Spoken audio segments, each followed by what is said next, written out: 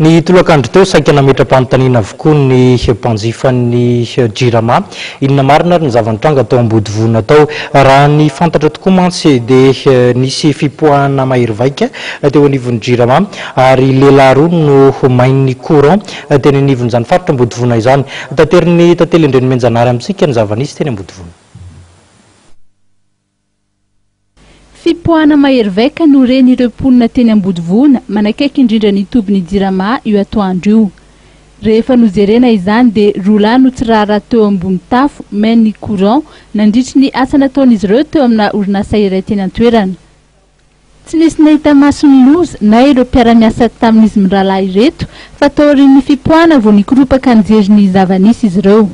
Zay miasa tambany dia fa enina mipoaka le tafo, nirehatra le tafo voataitra zay hoe izy zany. Ay nisy mpiasa tao ambony tao. Ay le mpiasa tao ambony tao le tsy hay zay nataony tao dia le courant efa hitanay nirehatra le tafo. Zay nataitra be anay dia zay namonjenay anazy fa zay miasa tanaty trano. Maty ve le olona tao? Mbola tsy maty. Olona firy zany izy may tao? Roa izany fa ndray tsy dia naninona, ndray tsy dia problème tao. Fa le ray fotsiny misy problème. Firy taona eo?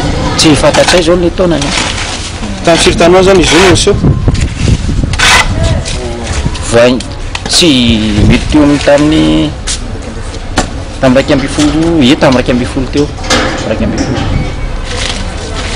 Zay le izy. Nareo ve zany nahazo consigne manokana hoe tsy miteny ampandao gazety sa hoe za aloha tsy nahazo consigne manokana. Zay tsy miasa tanaty trano ato dia tsy nahazo consigne manokana zay. Fa izy ity moa orinasa manao inona zany? Zay tsy fantatry fa zay zany entin'ny olona koa miasa ny ato. Fa tsy fantatsay le toana. Ny ray tamin'izy mirahalahy ireto no tena voamafy ka mainy lamosiny sy ny tarehan'ny iray manontolo. Nalefa avy atalo izy ireo ka nifarimbona ny bata azy ireo ny mpiara-miasa aminy sy ireo mpitsabo avy eo amin'ny toeram-pitsaboana iray vao antso mialoha ary ireo mpamonjy voana izay sendra nandalo nahita ny zavanseho ka avy hatrany dia niroso tamin'ny asan'izy ireo. Ny ely ihany koa ny feo teny atoerana fa nisy namony ainy ny iray tamin'ireo main'ny courant saingy rehefa anao marinina tamin'ireo mpiasa tao amin'ity orinasa ity izany dia tsy marina sy tsy mitombina velively. Mbola tsy naharenesana vaovao kosa ny momba ny fahasalaman'izy mirahalahy ireto tao aorian'ny fitondrana azy ireo teny amin'ny hôpitaly.